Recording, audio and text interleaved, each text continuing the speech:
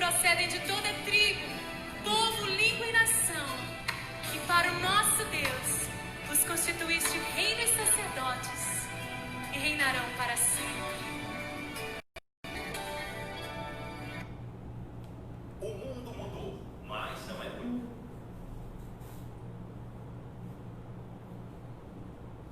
É isso que falou. Isso que seus sonhos podem ser deixados.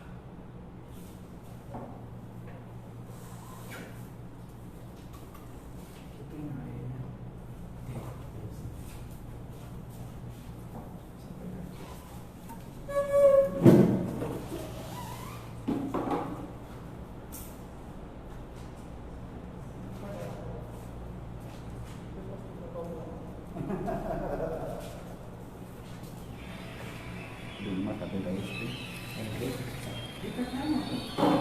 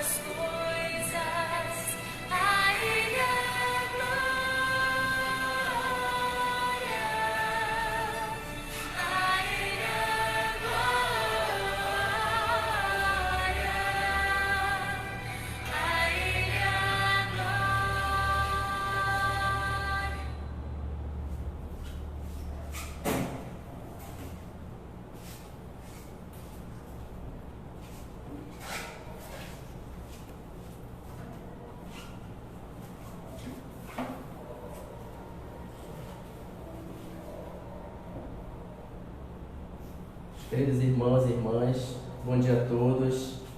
Pela graça de Deus, Ele nos concede mais um momento na sua presença aqui na sua casa, e de maneira especial também a gente está nesses momentos que a gente tem que fazer os cultos online, e esses domingos que a gente tem percebido, muitos irmãos têm entrado, têm compartilhado, e a gente está muito feliz com isso. Graças a Deus. Então a gente, com alegria no coração, mais uma vez a gente entra no lado dos irmãos para expor a palavra do Senhor, ouvir mais uma vez a exposição da palavra do Senhor e entoar também louvores ao nome do nosso Deus, né? Porque só Ele é o merecedor de toda a honra e de toda a glória. Antes de começar os louvores, eu queria ler com os irmãos uma parte do Salmo 24, acho que é um momento oportuno para nós nesse momento. O Salmo 24, eu queria que os irmãos abrissem no Salmo 24. Salmo 24, a vinda do Rei da Glória.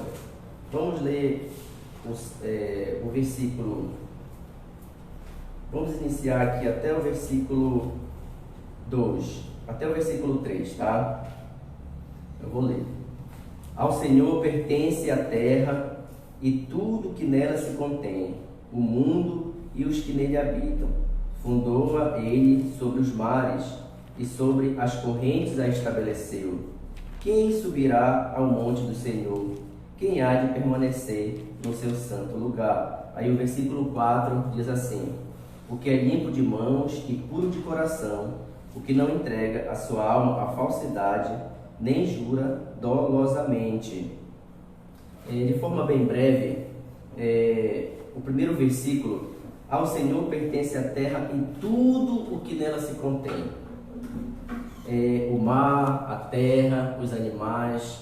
Nesse momento de dificuldade que o mundo tem passado, nós como crentes que somos fiéis ao Senhor Jesus, temos a Bíblia como única regra de fé e prática. A gente tem que reconhecer que o Senhor Deus é o Criador, o mantenedor e o sustentador de todas as coisas. Ele está no controle de todas as coisas que acontecem. A história é feita por Deus. Ao Senhor pertence a terra e tudo que nela se contém. Que nosso coração venha a ser confortado com essas palavras, em meio a dificuldades, em meio a guerra, em meio a lutas, em meio a tantas coisas que têm acontecido nesse mundo. Nós, como crentes, entendemos que nós temos um Deus soberano, um Deus forte, um Deus poderoso, que Ele criou a terra e todas as coisas. Nós estamos em Suas mãos e nós nos alegramos por isso, nós ficamos satisfeitos com isso. Que Deus nos abençoe na manhã desse dia a ter no nosso coração essas verdades. Ao Senhor pertence a terra e tudo o que nela há. Amém? Vamos fazer uma oração, irmãos, pedindo a graça de Deus para nossas vidas. Senhor Deus, maravilhoso Senhor, Deus soberano, louvamos o Teu nome por esse momento que o Senhor nos concede, Senhor Deus, pela Tua graça, pela Tua misericórdia. Suplicamos a Tua bênção sobre a palavra que será exposta e nos abençoe também com esses louvores. Abençoe cada irmão, cada irmã, cada criança, cada jovem que está nos seus lares, Senhor Deus, ouvindo da Tua palavra, dos Teus ensinos. Que o Senhor venha tocar nos seus corações com essas verdades, Senhor Deus. Louvamos o Teu nome, em nome de Jesus, Deus eterno. Amém. Amém. Meus irmãos, vamos cantar 2 hinos. O primeiro é: todo o poder te foi dado nos céus e da terra. Jesus é o Rei da Glória.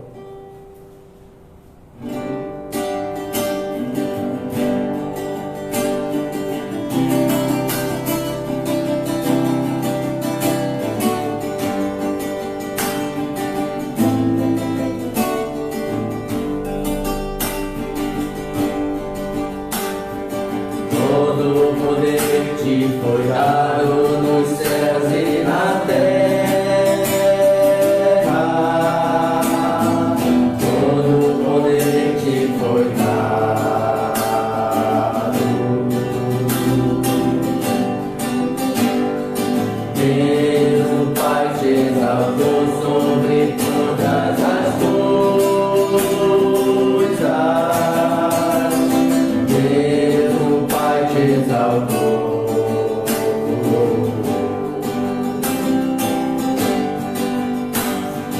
manifestado em carne, justificado em espírito, visto dos anjos, pregado aos gentios, crido no mundo e recebido na glória.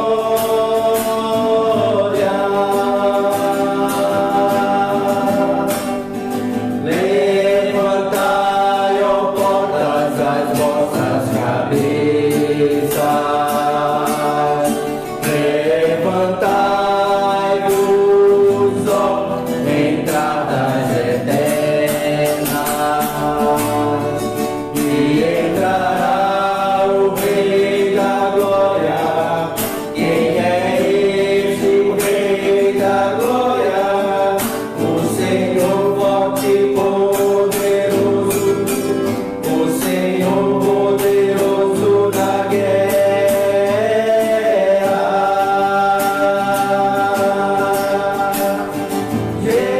Levantai, ó portas, as vossas cabeças.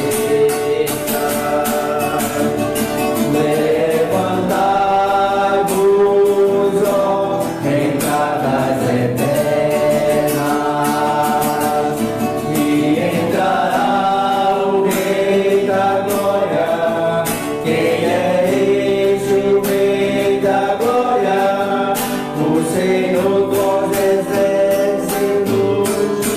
Ele é o Rei da Glória.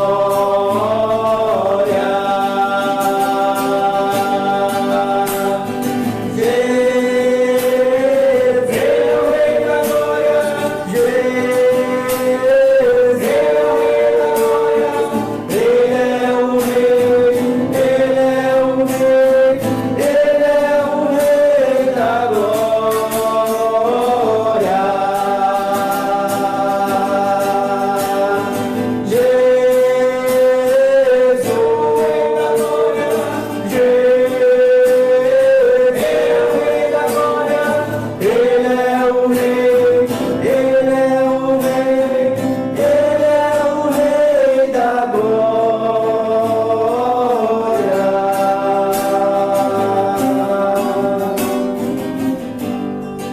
Nosso Deus, Ele é o Rei da Glória.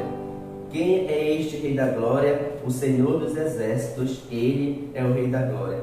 Meus irmãos, vamos entoar o Senhor, o hino ao Senhor, louvores ao Senhor, com o hino 161. Sei que o melhor amigo é Cristo. Que Deus nos abençoe a termos o nosso melhor amigo, o Senhor Jesus. Hino 161.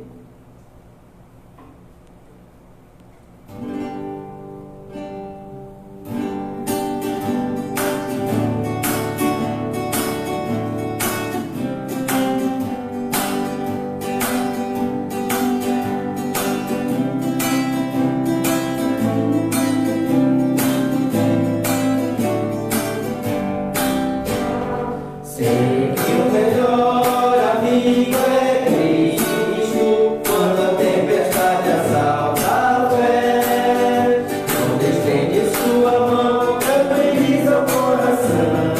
Sim, o melhor amigo é Cristo. Jesus é o melhor amigo. Jesus é o melhor amigo. Repreende com o som que anima.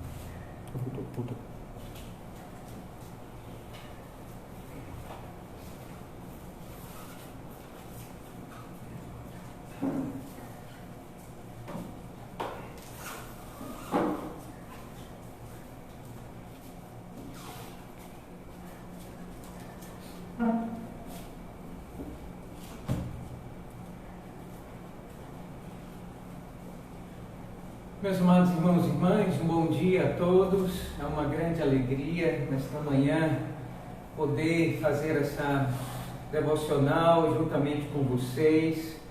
É uma alegria entrar no seu lar, na sua casa e poder entoar louvores ao Senhor juntamente com a sua família. Estamos felizes por mais um dia do Senhor, um dia de domingo. E nós queremos pedir a bênção de Deus, a graça de Deus, para nos instruir com a sua santa palavra, para nos abençoar, com as verdades que emanam das Sagradas Escrituras. Pela parte do domingo de manhã, nós estamos expondo o livro de Gênesis. E já chegamos, meus amados irmãos, no capítulo de número 12. Eu queria somente finalizar o capítulo de número 11, e claro, entrando no capítulo de número 12, pensando um assunto muito importante que vai agora dar a linha para a sequência da história do livro de Gênesis, que é a questão da família de Abraão. Nós vimos, meus amados irmãos, que o capítulo de número 11 é um capítulo que ele tem algumas verdades teológicas e muito práticas para a nossa vida. Nós percebemos que o capítulo de número 11, ele mostra claramente Deus dissipando as famílias, fazendo nações, distribuindo as línguas, porque Deus queria que a sua imagem e também o seu evangelho se espalhasse por todos os cantos da face da terra. E nós vimos isso no episódio da Torre de Babel. O Moisés, ele está nos mostrando aqui essa linha da história.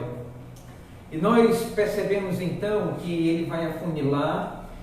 Depois dessa confusão toda, nós vamos ver então, meus amados irmãos, que Moisés, ele vai mais uma vez descrever a linhagem messiânica. Abra comigo, por favor, lá para 1 Coríntios, 1 Crônicas, por favor. Olhem comigo, irmãos, o que o cronista vai escrever lá, por favor. 1 Crônicas, capítulo de número 1, veja só a importância, por favor, que é dada à linhagem messiânica. Olha só comigo, Crônicas, capítulo de número 1, verso de número 19. A Éber nasceram 2 filhos, o nome de um foi Peleg, porquanto nos seus dias se repartiu a terra. Então percebam aqui, meus amados irmãos e irmãs, que o contexto em que a linhagem de Éber, especificamente em Peleg, aconteceu, que está registrado aqui no capítulo de número 11 de Gênesis, é justamente quando a terra foi repartida. Então percebam que Deus, ele está nos levando aqui a perceber que a promessa dele, de Gênesis capítulo de número 3, verso de número 15, do descendente da mulher, da semente da mulher, ela está em curso. Deus está levando essa promessa a cabo e não há nada que pare. E se você notar, do capítulo de número 5 até o capítulo de número 11, quando se encerra a genealogia, Primeva, você vai observar, meu amado irmão, minha irmã, que essa genealogia ela está transpassando a história. Então não importa a multiplicação da maldade humana, não importa o dilúvio, não importa a Torre de Babel, a promessa de Deus está marchando, ela está indo adiante, e nós vamos ver que lá em Crônicas, mais uma vez, o cronista ele vai fazer uma genealogia. Por isso era tão importante a genealogia para os judeus, porque eles estão registrando a linhagem messiânica e de onde vai descender, de onde vai vir o Messias prometido. Eu queria que você percebesse isso claramente. Deus está nos mostrando aqui, irmãos, que a parte mais importante do livro de Gênesis não é o dilúvio, não é a Torre de Babel, não são esses episódios que nós damos ênfase. Porque genealogia, ninguém dá ênfase, nós não gostamos de genealogia. Quem é que gosta de fazer uma devocional numa genealogia? Ninguém. É muito seco, não tem carne. Então, são nomes.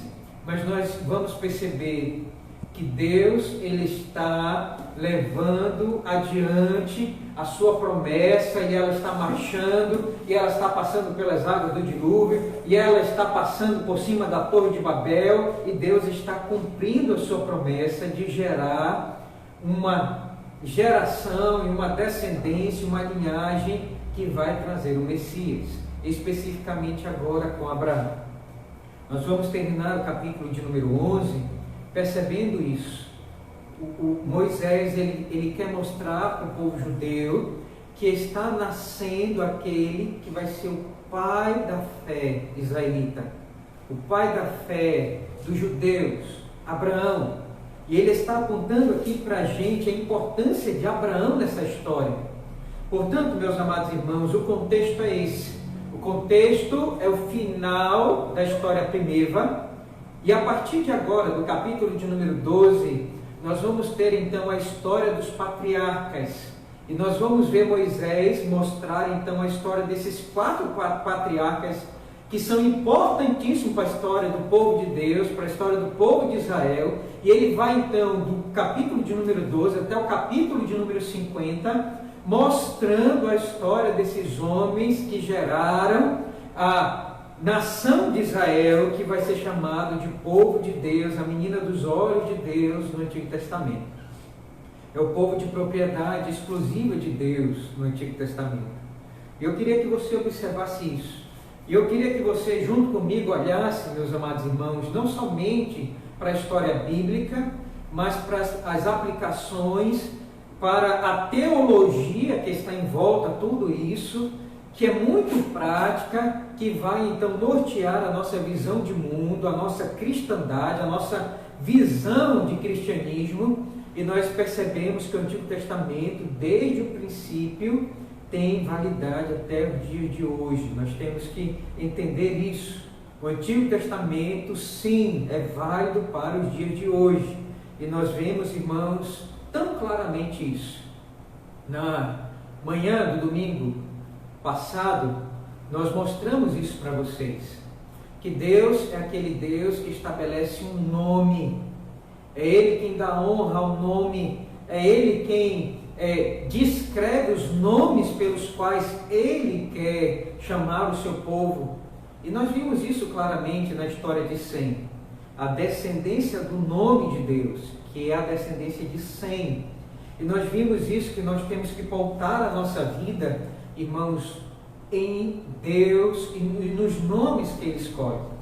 Essa semana, passado 2 dias, nós vimos então a nossa pátria, o Brasil, entrar em grande comoção nacional por causa da saída do ex-juiz e ex-ministro Sérgio Moro do governo.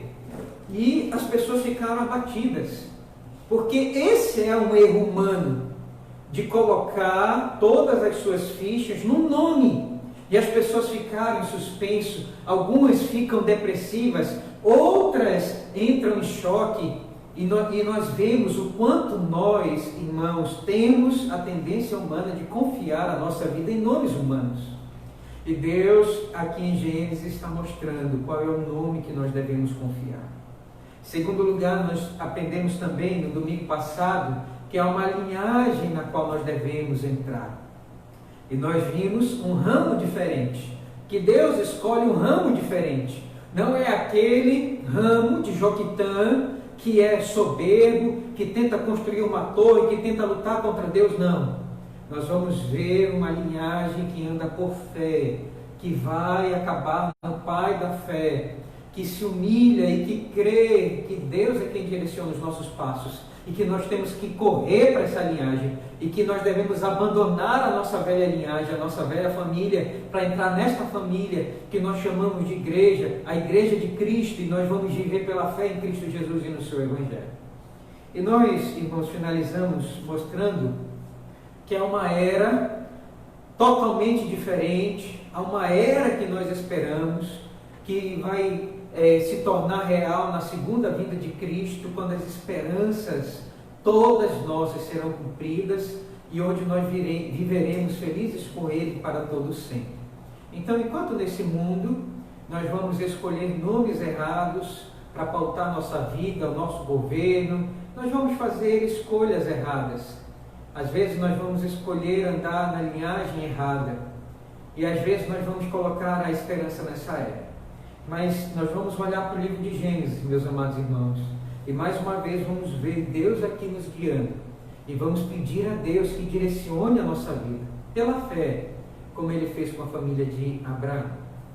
Eu queria nessa manhã então mostrar aqui o contexto de Gênesis, capítulo de número 12. Eu vou fazer uma introdução aqui, me permitam me estender um pouco mais. Sei que eu às vezes, irmãos, me estendo um pouco em alguns pontos, mas é necessário para que nós possamos entender o que Deus está escrevendo aqui em Gênesis para a nossa vida. Então eu queria que você tivesse paciência comigo e que você agora orasse no Espírito, né, e pedisse ao Espírito Santo de Deus: Senhor, me ajuda a entender o que o Senhor quer me mostrar no livro de Gênesis. Eu queria que você olhasse isso comigo e pudesse então trazer isso para a sua vida de forma prática, para a sua família. Então tenha paciência comigo, por favor. Vamos olhar mais uma vez Gênesis, capítulo 11, verso 27 a 32, quando nós vemos a primeira menção à família do patriarca Abraão. Irmãos, eu não vou ler o texto, eu vou expor aqui as verdades do texto e nós vamos lendo, tá bom? Então, esse texto, essa pequena perícope, eu dividi em 3 partes. A primeira parte, irmãos, eu chamei de família promissora. Está aí do verso de número 27. Em segundo lugar, segunda parte desse texto, vai do verso 28 a 30, e eu vou chamar essa parte de família fragilizada. Anote isso se você puder. Terceiro lugar, nós vamos ver aqui, por fim, uma família conduzida, do verso 31 ao verso de número 32. Anote isso, para que você tenha uma estrutura, para que você siga aqui o entendimento que nós vamos expor e comentar desses versos, tá bom? Então, em primeiro lugar, eu quero então estabelecer aqui essa verdade, uma família promissora. Olhem comigo o verso de número 27, vai dizer assim, a palavra de Deus: são estas as gerações de Terá. Terá gerou Abrão, a Naor e a Arã, e Arã gerou a Ló. Percebo aqui, meus amados irmãos, uma família promissora. Moisés, ele vai escrever aqui a sétima introdução toledote, que é justamente, irmãos, a expressão para estas são as gerações de.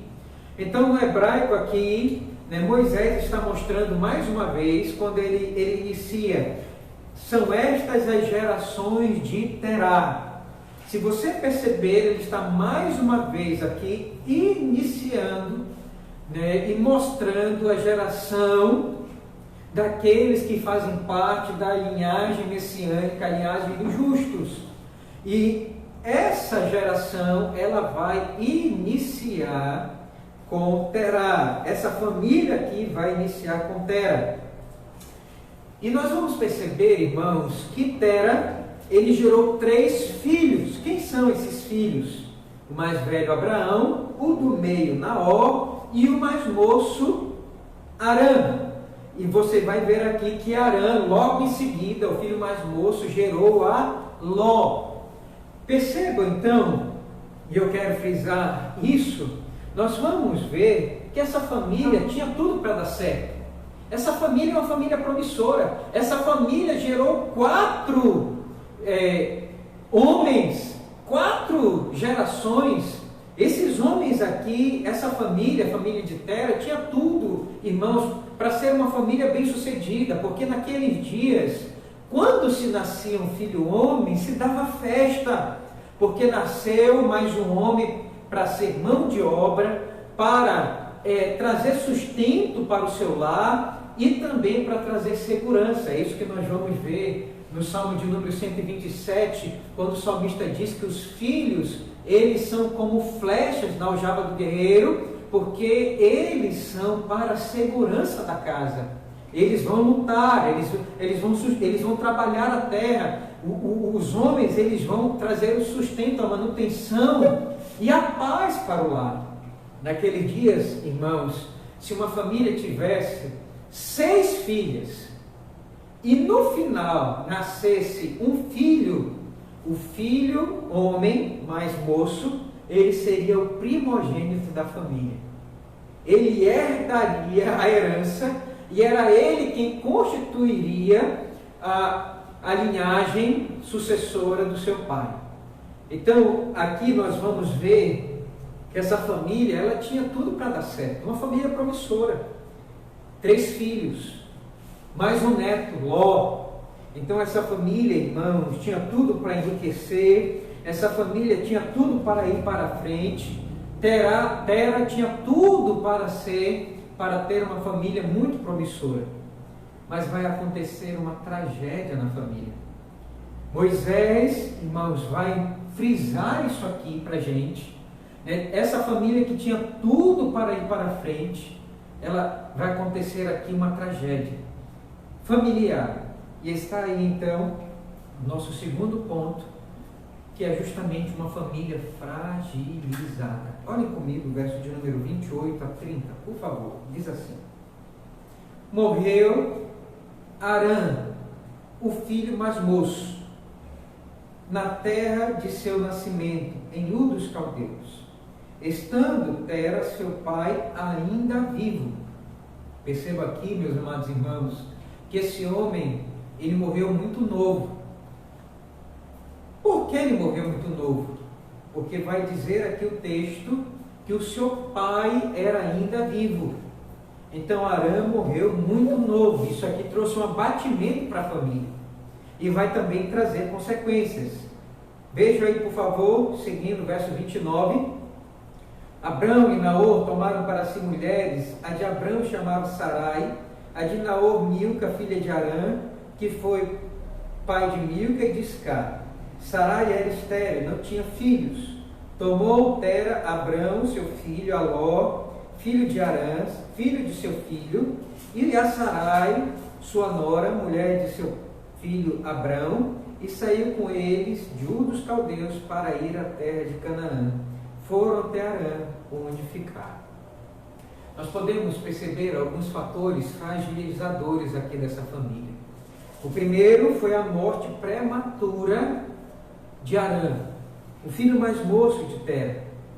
Isso aqui, meus amados irmãos, teve uma influência psicológica, emocional no seu pai, a tal ponto, nós achamos, de ele pegar toda a família e dizer: vamos sair daqui.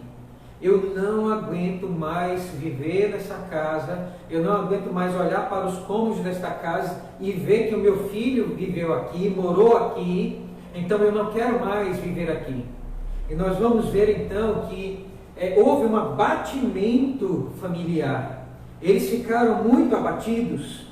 É por isso, meus amados irmãos, que você vai ver Abrão se ligando a Ló. Ló era filho de Arã.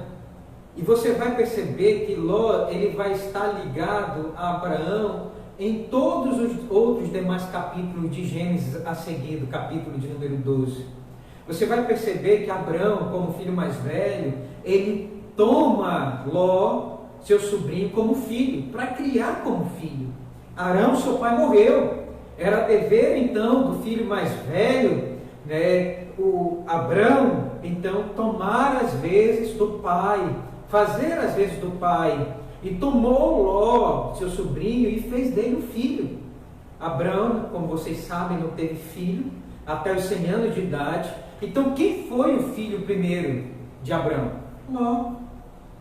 Por isso, meus amados irmãos, o primeiro ponto que fragilizou essa família foi a morte de um dos irmãos de Abraão, Arã. O segundo ponto fragilizador dessa família foi o matrimônio parental. Se você perceber aí no verso de número 29, você vai ver que Moisés descreve os casamentos desta família. Bom, para nossa surpresa, Moisés vai dizer que Abraão casou com Sarai. Mas, irmãos, ele não vai registrar aqui que Sarai era a sua meia-irmã. Nós vamos ver isso somente no capítulo de número 20, verso de número 12, quando Abimeleque, rei de Gerar, vai tentar tomar Sarai para ser sua esposa. Aí Abraão, então, diz para ele que ela é sua esposa e que ela é sua meia-irmã. Ora, por que Moisés não coloca aqui logo, na genealogia, que Sarai era irmã de Abraão? Porque aqui é uma genealogia, não cabia isso aqui no momento. Isso vai ser feito mais para frente. Moisés quer fazer aqui um elemento de surpresa. Isso aqui nos pega, de surpresa, porque nós vamos saber só disso mais para frente. Mas Abraão, ele vai casar com a sua meia-irmã. Ela era filha de seu pai com outra mulher, não com a sua mãe. E ele então vai tomar Sarai, uma mulher muito bonita, Vai dizer aqui que essa mulher, ela arrebatava o coração dos homens, O rei Abimeleque quis casar com ela, Faraó quis casar com ela. Coitado de Abraão, quase perde a sua mulher. Então, Abraão casou com a sua meia-irmã.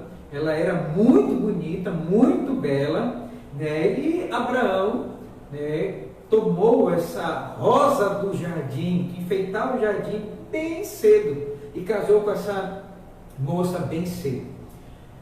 Essa união, meus amados irmãos, ela vai ser proibida por Moisés em Levítico, capítulo de número 18, verso 9. Você pode perguntar, pastor, pode irmão casar com irmão? Não pode. Naqueles dias ainda não havia legislação para isso. Depois que o povo de Deus saiu de Êxodo, nós vamos ver então Deus estabelecer na sua lei o seguinte: a nudez da tua irmã, filha de teu pai ou filha da tua mãe, não a descobrirás. A expressão não a descobrirás, a nudez da tua irmã, é uma expressão que proíbe a relação sexual entre irmãos. Isso você vai ler lá em Levítico, capítulo de número 18, e também em Deuteronômio, capítulo 27, verso 22. Então, eles vão casar aqui, entre irmãos. Isto é chamado de endogamia. Um irmão casando com outro irmão e tendo relações sexuais, com o próprio irmão. Endogamia. Mas o interessante, irmãos, que Moisés, ele vai continuar aqui e vai mostrar a fragilidade, continuar mostrando a fragilidade dessa família. O que vai acontecer? Naor, irmão de Abraão, vai casar com a sua sobrinha Milca. Veja aí, por favor, verso de número 29 diz assim: a de Naor, Milca, filha de Arã. Seu irmão morreu, Arã, e ele vai casar com a sua filha. Ele tinha, além de Ló, ele tinha duas filhas, Milca e Iscar. Iscar não é dito nada sobre ela, mas Milca, ela casa com Naor, que era seu tio, E isso vai ser chamado, irmão, de casamento avuncular, que é o casamento entre um tio e uma sobrinha. Na lei de Moisés, nós vamos encontrar a proibição de uma tia casar com um sobrinho, mas há permissão de o tio casar com a sobrinha. Então percebam que essa é uma família, irmãos, que é fragilizada, porque vão casar com parentes, e isso vai trazer problemas, né, para Abrão. Futuramente nós vamos ver isso, né, por casar com os próprios parentes. Isso aqui vai fragilizar a família, vai trazer problemas para a família. Mas nós vamos ver, meus amados irmãos, que Deus estava por trás de tudo isso, por trás dos casamentos dos filhos de Tera. E eu vou mostrar isso para vocês futuramente. Mas isso aqui fragilizava a família de Abrão. Terceiro fator fragilizador desta família está registrado no verso de número 30, quando diz que as mulheres desta família, elas vão ser estéreis. Olha só por que Moisés faz isso. Mas olha só a notinha de rodapé que Moisés coloca aqui em relação à mulher de Abrão. Olhem comigo, por favor. Verso de número 30 diz assim: Sarai era estéril, não tinha filhos. Não tinha filhos. Perceba aqui, meus amados irmãos, que isso vai ser um fator fragilizador desta família. Por quê? Porque se uma mulher não tem filhos, ela não gera descendência. E isso para uma mulher naqueles dias era uma maldição. Isso era o prenúncio do fim da família. A família de Tera, que começou com 3 homens, gerou mais um neto, Ló, 4 homens, que tinha tudo para ser uma descendência promissora. Ela vai então se acabando, ela vai morrendo, e vai dizer aqui, meus amados irmãos, que apesar de toda a formosura que Sarai tinha, ela não era capaz de gerar filhos. E isso, irmãos, toda a beleza que ela tinha não era capaz de comprar a sua felicidade como mulher, porque a maior felicidade de uma mulher era ter filhos naquele dia, e era participar, irmãos, da promessa de Deus, de que quem sabe trouxesse da semente da mulher aquele que seria o Messias, aquele que salvaria o seu povo deste mundo, dos pecados deles e do inferno. E vai dizer aqui então que Sarai não poderia participar da linhagem messiânica. Essa mulher era uma mulher abatida. E nós vamos ver isso mais para frente, quando ela briga com seu esposo para ter filhos, quando ela briga com ele para ele se deitar com a sua escrava, para suscitar uma descendência espúria, para suscitar uma descendência que vai trazer dor de cabeça para a linhagem de Abraão em Isaac. Nós vamos ver, irmãos, o quanto era trágico para uma mulher, e ela queria, se ela pudesse, numa barriga de aluguel, ter um filho, ela faria isso, para poder então amamentar um filho em seus seios, ter um filho para poder cuidar e gerar descendência. Eu queria que você notasse isso nessa manhã aqui. Essa família que tinha tudo para ser uma família promissora, agora é uma família totalmente fragilizada. Terceiro lugar, para finalizar aqui nesta manhã, nós vamos ver então uma família promissora, que depois se tornou uma família fragilizada. E para finalizar, irmãos, eu queria então que você visse comigo aqui uma família conduzida. Olhem comigo, por favor, o verso de número 31 a 32, diz assim a palavra de Deus: Tomou Terá Abrão seu filho. Tomou o quê? Tomou para onde? Tomou para sair. Aqui o verbo tomou significa que ele arrumou as malas, embalou sua tenda, colocou na costa do camelo, do jumento, e eles agora vão sair. E vai dizer aí então: tomou Tera, Abrão, seu filho, a Ló, filho de Arã, filho de seu filho, e a Sarai, sua nora, mulher de seu filho Abrão, e saiu com ele de um dos caldeus, para ir à terra de Canaã.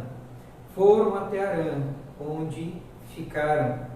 E havendo Tera vivido 205 anos ao todo, morreu em Arã. Percebam aqui, meus amados irmãos, então, uma família conduzida. E parece aqui que depois da morte de Arã, seu filho mais moço, se abateu então no seu coração, no coração de Tera, né, então o desejo de sair dali. E Tera então possivelmente tomou toda a sua família, você vai ver aqui a descrição, né? Tera tomou Abrão, seu filho mais velho, a Sarai, sua esposa, sua nora, tomou o seu neto Ló, né? E eles vão sair de Ur dos Caldeus. Percebam aqui, irmãos, que não é citada a família de Naor, o seu segundo filho, não é citado aqui. Percebam que somente Abrão, a família de Abrão, sai com Tera, seu pai, né, para Arã. E eu queria que você observasse isso aqui comigo, porque a família de Naor não vai agora, mas possivelmente, próximo da morte de Tera, eles seguem para Arã. Nós vamos ver isso mais para frente, no capítulo de número 24, quando Abraão manda buscar esposa para Isaac, ele manda buscar na sua família. E você vai ver então que essa esposa é buscada na família de Naor. Olhem comigo, por favor. Gênesis, capítulo de número 24, verso de número 15. Olha só então essa família aí, ela sendo reunida, né? Olha só comigo, por favor.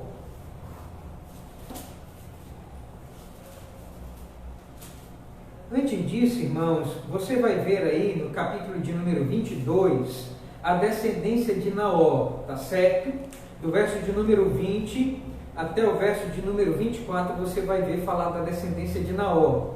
Passadas estas coisas, foi dada notícia a Abraão nestes termos: Milca também tem dado à luz filhos a Naor, teu irmão. Abraão já está em Canaã. E Naor, então, possivelmente aqui estava em Arã, onde o seu pai morreu.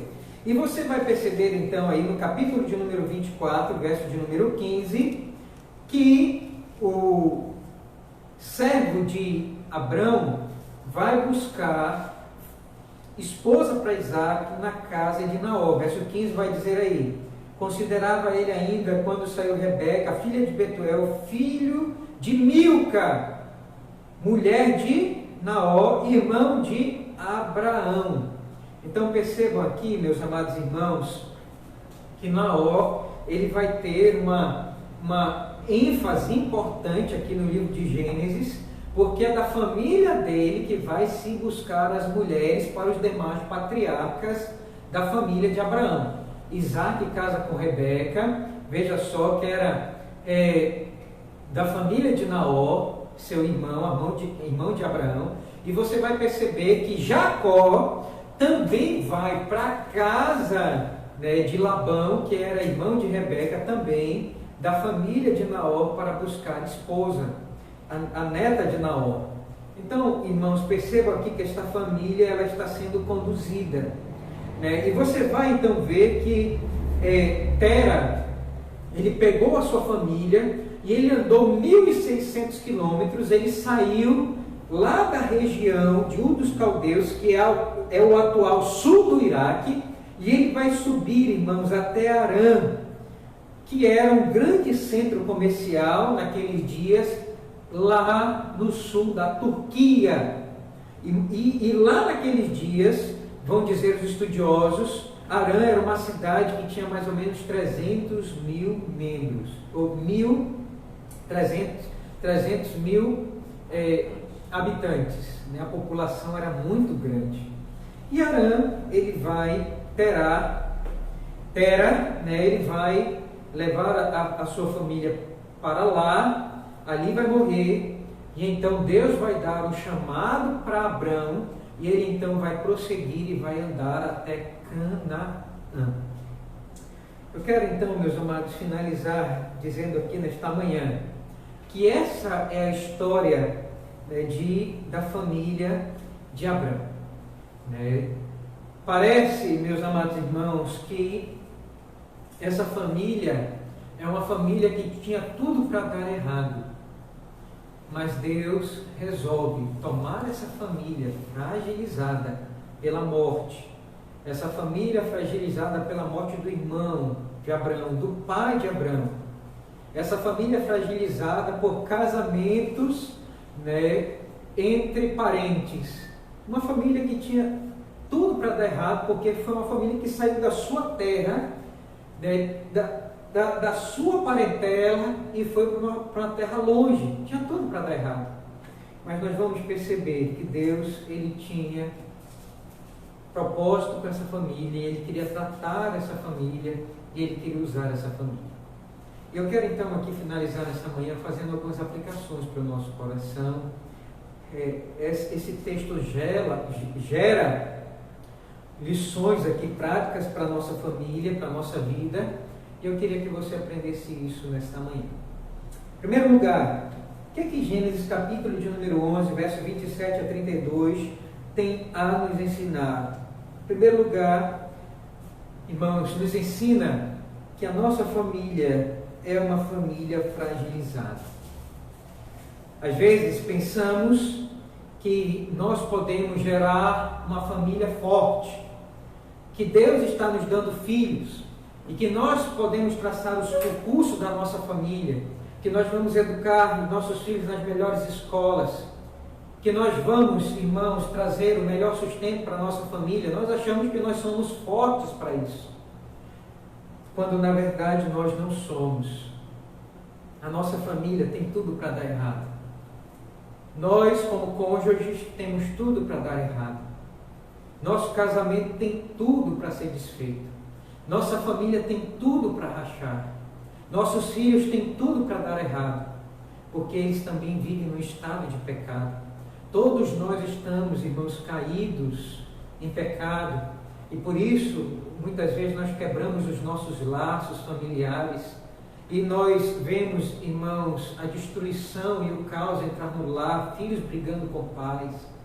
Nossa família é uma família fragilizada porque nós vivemos no estado de pecado totalmente corrompido. E nós aprendemos aqui com a família de Abraão que todas as famílias, irmãos, elas são frágeis e frágeis demais. Não há família forte. Mesmo que haja todas as condições sociais e financeiras, educacionais, todos nós temos que entender que nós estamos, irmãos, destinados à derrocada espiritual, à esterilidade espiritual. Nós estamos destinados à morte eterna. E nós vamos aprender aqui que somente Deus é um Deus que pode mudar a história da nossa família. E tudo aquilo que tinha para acabar em morte pode se transformar em vida, pode se transformar em esperança, quando Deus toma as nossas famílias para fazer um pacto com ela. E quando Deus faz um pacto com as nossas famílias, irmãos, nós temos então a esperança de que o nosso casamento dê certo. Apesar de todas as problemáticas que às vezes formamos um casamento, quando Deus faz pacto conosco, Ele promete, irmãos, bênção para a nossa família, porque nós estamos sujeitos ao pacto dEle, às ordenanças dEle. Quando, irmãos, nós fazemos um pacto com Deus, Deus torna a nossa família uma família forte, porque Ele vai trazer filhos e filhos santos, filhos consagrados, de uma semente santa. Os nossos filhos, eles podem dar certo, sim. Nós temos a esperança e a fé de que a nossa família vai dar certo e que os nossos filhos vão dar certo e de que Deus, irmãos, Ele vai, abençoar de aquilo que é frágil se tornar forte, como o cedro do Líbano plantado na casa do Senhor. Então essa é a nossa esperança.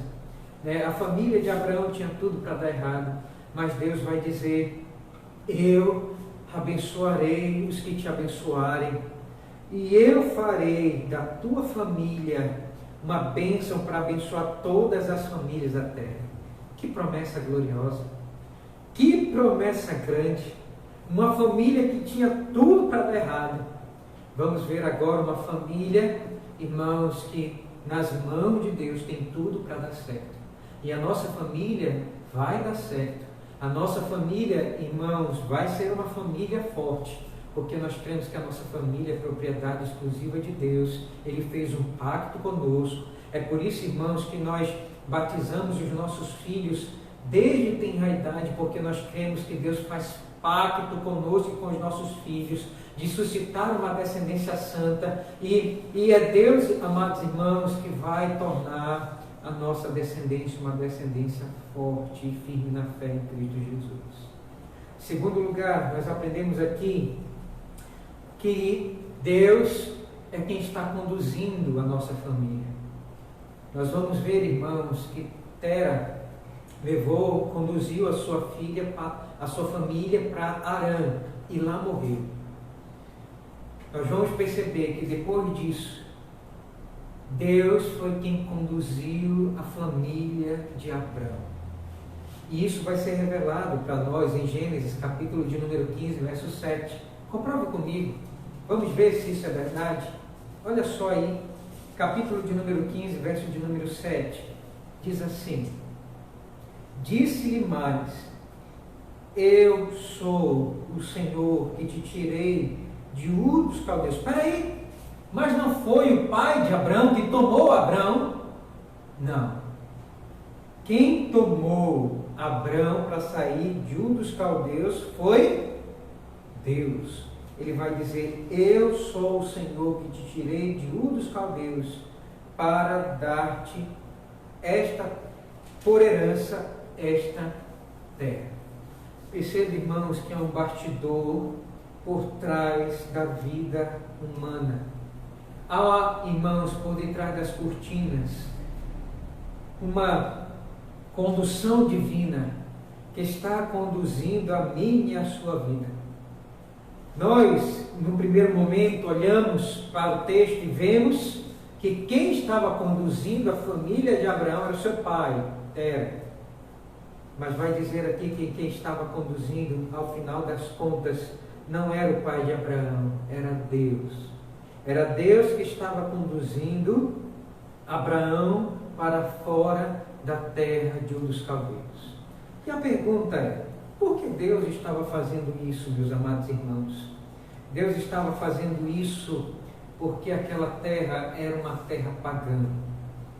Isso era um dos fatores fragilizadores daquela família. Eles viviam numa terra pagã. Nós vamos ler Josué, irmãos, capítulo de número 24. E Josué vai dizer que Abrão era um idólatra. E ele adorava ao deus Lua, que era chamado de Naná. E essa família era uma família pagã.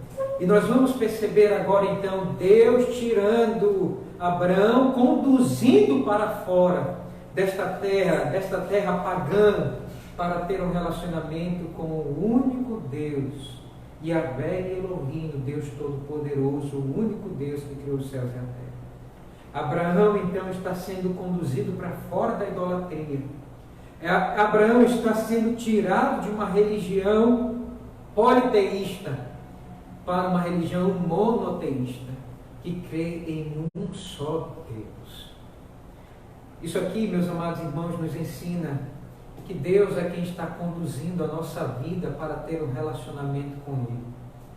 Se fosse por nós mesmos, mortos nos nossos delitos e pecados, nós ainda estaríamos vivendo numa religião pagã, adorando os nossos próprios ídolos, adorando a política, adorando o futebol, adorando os assuntos terrenos desta vida.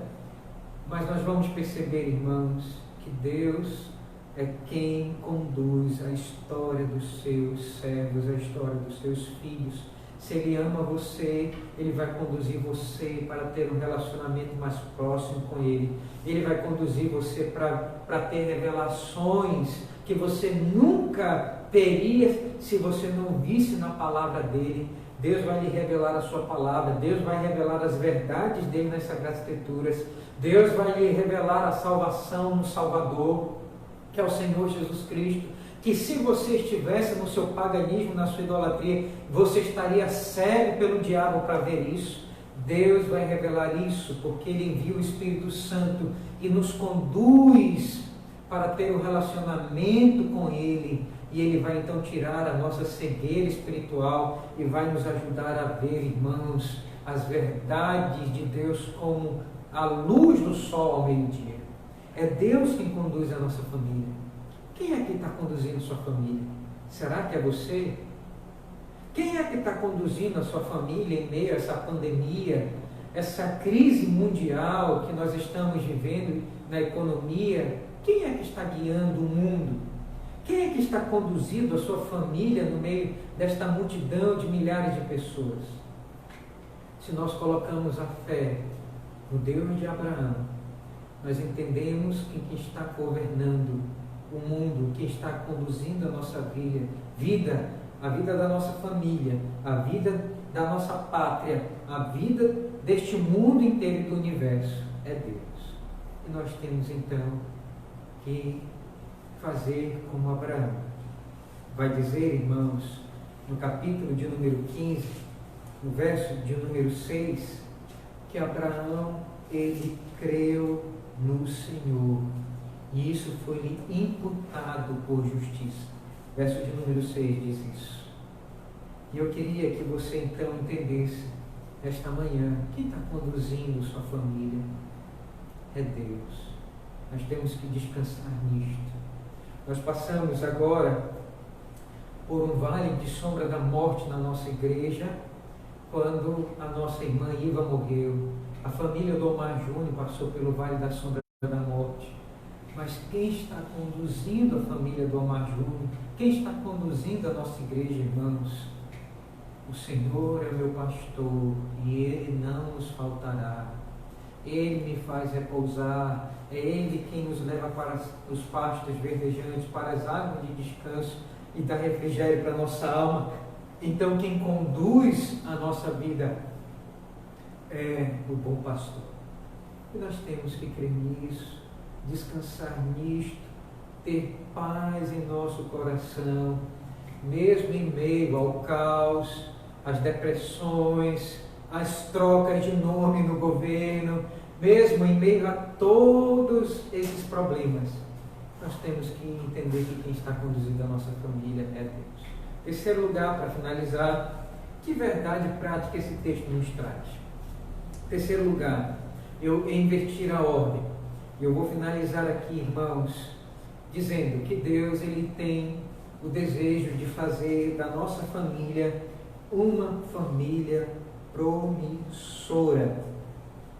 E essa família promissora, ela só começa, irmãos, quando nós somos sujeitos à lei, ao Evangelho de Deus. A nossa família será uma família promissora quando nós, irmãos, fizermos um pacto com o Senhor Jesus Cristo de entregar a nossa vida, o nosso coração, os nossos filhos, o nosso casamento a Ele. E eu quero fazer uma pergunta aqui: você quer tornar a sua família promissora? Então você, pai, sacerdote do lar, o Abraão do lar, você tem levado a sua esposa e seus filhos ao altar de Deus? Você tem conduzido a sua família ao altar de Deus? Você tem seriamente conduzido a sua família para uma vida de devoção a Deus, de entrega ao Evangelho? Você tem sido exemplo de fé em Deus para que isso seja lhe imputado como justiça e para que a sua esposa e os seus filhos lhe sigam? Você quer uma família promissora?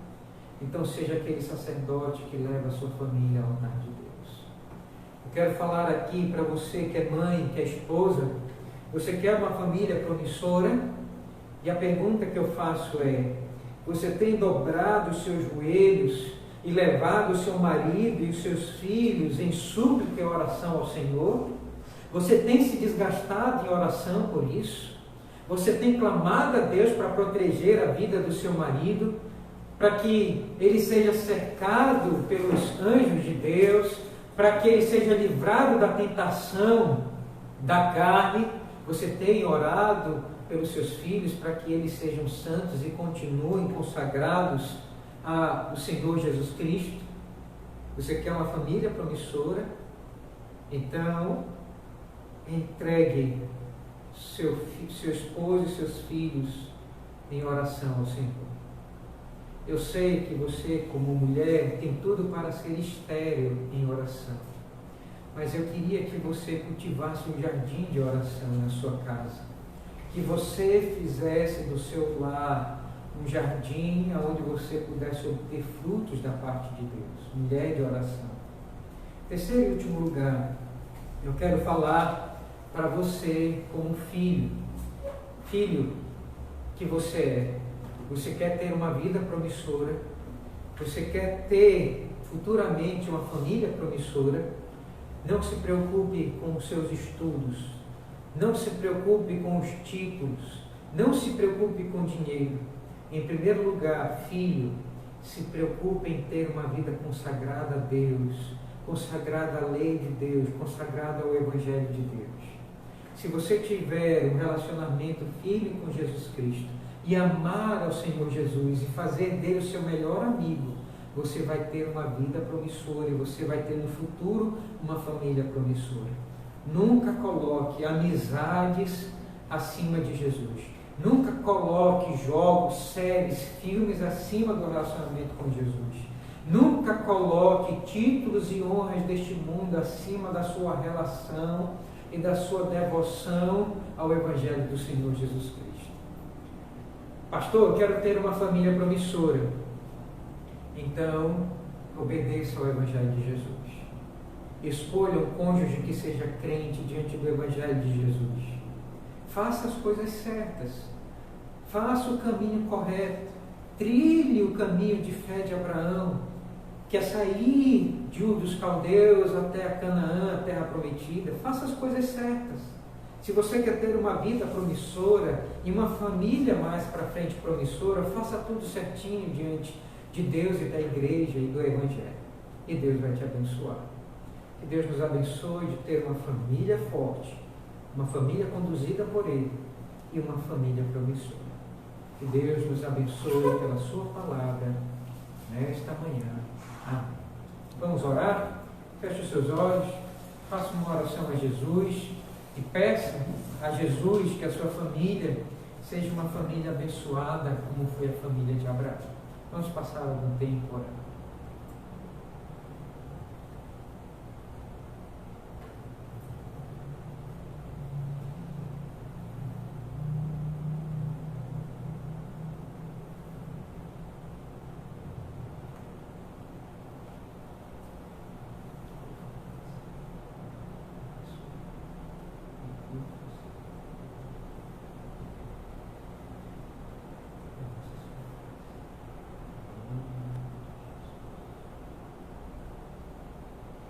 Obrigado, Senhor Jesus, porque o Senhor pode fazer grandes milagres. E a nossa família, Senhor, que tem tudo para dar errado, nós colocamos nas Tuas mãos e pedimos que se cumpra a Tua promessa, Senhor, de que o Senhor vai abençoar todas as famílias pela família de Abraão, e que a nossa família seja uma família abençoada. Que o Senhor abençoe as famílias da nossa igreja do Uno e abençoe todas as famílias, Senhor Deus, a quem o Senhor quer conduzir e tornar promissoras na face desta terra. Obrigado por essa palavra tão útil, tão maravilhosa e tão verdadeira, Senhor, da Tua parte para as nossas vidas. Cuida de nós, vela, Senhor, por favor, pela nossa família, em meio, Senhor, a esta pandemia e ao caos, Senhor Deus, que às vezes se instalem em nossa família, em nosso coração, em nossa nação. Traz, por favor, Senhor Deus, o conforto e a paz que vem do Teu Evangelho e do poder do Teu Santo Espírito agindo em nossa vida. Fica conosco e nos dá uma manhã abençoada em família e um bom almoço em família. Em nome de Jesus. Amém. Amém. Meus amados irmãos, um bom almoço. Deus abençoe. E nós estaremos aqui, se Deus assim permitir, às 18h30, mais uma vez, para dar continuidade a exposição do Evangelho de Marcos, no capítulo de número 13 agora. Bom almoço, Deus abençoe a todos. Muito obrigado por nos acompanhar. Até mais.